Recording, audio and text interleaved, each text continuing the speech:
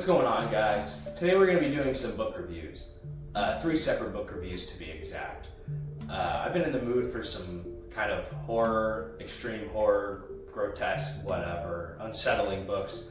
I've been looking around on Instagram and YouTube book pages, and there's been a couple of them that have stuck out. I saw a couple people recommending them as good examples of extreme horror, so I picked those up and gave them a read. The first one is The Black Farm by Elias Witherow, and the second one is Tender as the Flesh by a name I'm not going to try to pronounce.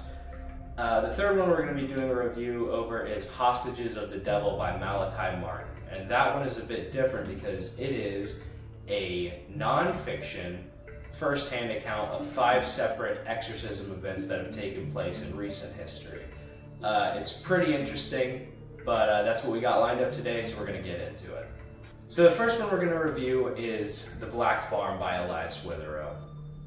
I picked this one up, like I said, it was being hyped up by multiple different pages as being a great example of grotesque, extreme, gory horror and stuff like that. So I picked it up and gave it a read, and it's not a very long book. I was able to read it in about, probably under 2 days, just kind of burned through it. And it did hold my attention, but the whole concept it seemed interesting at first, and as I read, it kind of got less and less unsettling, and it kind of just got, it's kind of stupid. The whole thing is basically, it's DayZ mixed with like bad Christian theology, really bad, like actually heretical. If you know anything about Christianity, whatever denomination or whatever you are, it's very incoherent. But the whole premises is, and this is not giving any spoilers, the whole premises is people who kill themselves go to this third plane of spiritual existence called the Black Farm. And basically it's this open island where the suicidals are allowed to roam and try to get by, but there are these demonic creations called like the Pigborn, and they are there to torment the souls that are there. And basically the suicidals will be tortured in all sorts of depraved manner and then ultimately expire, only to be, for lack of a better term, respawn onto the island to do it all over again. The way it was described seemed like more of an interesting concept than ultimately when I read it. In the book, again, it's not really getting into spoilers, but like God and Satan are on this like equal plane, and they can't decide like what to do with the souls of the suicidal, so they just make this other realm to like shirk them off, to kind of wash their hands of the problem, because neither of them can decide what to do with them, which is just kind of stupid. But yeah, the book, it's supposed to be kind of like, not nihilistic, but it's kind of, the whole point of the Black Farm is to like suck the hope out of the person or the soul that's there to just, give up and resign themselves to being tormented forever. But by the sheer fact that when they die, they have a memory, they don't lose anything, they have a memory of what happened to them in the previous life. So it just kind of, in my opinion, it goes that progress can be made. There's a few people the main character comes into contact with that they are trying to get off of this island or this plane. But yeah, as you read through it, it's not poorly written. Elias Witherow, I wouldn't say his writing is bad. I would just say the concept and the execution is lacking.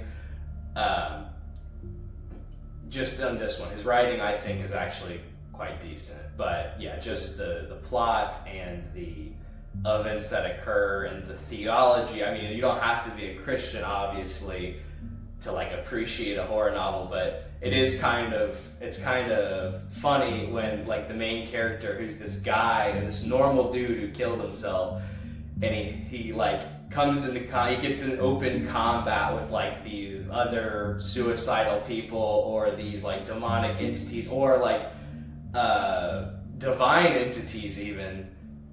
And he has this, just a normal guy, and then all of a sudden he has this like hidden thumos, this like hidden like ancestral spirit that is there to like help him conquer these like divine or demonic entities. And it's just it made me roll my eyes, honestly. Like the main character reminds me of like a 2008 very bad video game protagonist, like, oh yeah, oh dude, you know what? Oh, now I'm pissed. You know what? You're in trouble because now I'm pissed. Like, and then he like kills like this divine entity or divine entities or whatever. It just kind of makes me roll my eyes.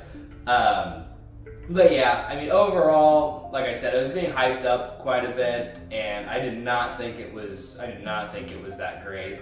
Like I said, writing wasn't bad. Plot and characters, I think, were seriously lacking. Out of 5, I'd give it like a 2.7. Like I said, not terrible. It's not like the worst thing I've ever read. Just it wasn't very good. All right, now we're going to be doing a review over Tender Is the Flesh. This book, I wouldn't actually really describe it as a horror book. There are unsettling parts in it, but I would more describe it as dystopian more than horror. The premises is that animal meat is no longer safe to consume for the human populace because there's supposedly a virus that is affecting it and you can't eat it. So naturally, humans pivot to eating each other in cannibalism, and there's certain types of people, there's certain grades of people that are being eaten as animals, as livestock. It is still illegal to go kill another human, like another citizen, essentially, and eat them, because that would be murder. But murdering the aforementioned groups of people that are deemed livestock, that's okay. Like I said, it's more of a dystopian. I wouldn't say I liked the book. It wasn't bad though. It was very passable, decent book, I would say. It is more about, I kind of thought it was going to be like a vegan book, and you can kind of see veins of that. It also, the logic that's used in it to like try to, for the society to try to like wrestle with the idea that they're not actually cannibals can also be, it also can be applied to abortion, because the things they do, like the way they use their terminology and referencing the humans as livestock to like kind of dehumanize it is also what people do when it comes to like abortion and stuff like that. It's actually really like, it's not funny because the whole thing is terrible, but like the parallel is so stark and like just in your face that like that's the line I drew in it immediately. I would give it a 3 out of 5. The ending was definitely decent. Like I said, good book, just wasn't my favorite. Writing was fine. Plot, characters, and everything were fine. Just not personally my favorite. Not a bad book, but yeah, I'd give it a 3 out of 5. That brings us to Hostages of the Devil by Malachi Martin. Very good book. I thought it was very well done. Like I said, it's 5 different stories of exorcisms within recent history, and I think they all take place, and yeah, they all do take place in North America. And there were parts in that book that made me like cringe, because I thought like not in a bad way, like kind of grossed out, because I thought I knew where it was going, and then when it actually went to where I thought it was going, I was like, yeah, great, nice, yeah. Has some very gross parts in it. Very good book, even if you're not Catholic or you don't believe in, exorcisms as being real things. Still a very good book, and especially if you're into like the possibility of that being a thing or really taking place or occurring the way that it's described to. Awesome book. You can watch. I watched every exorcism video with Father Vince Lamper and all the other ones, and consumed all that content. This book really fleshes out the process and what it's like to be an exorcist and also a person that is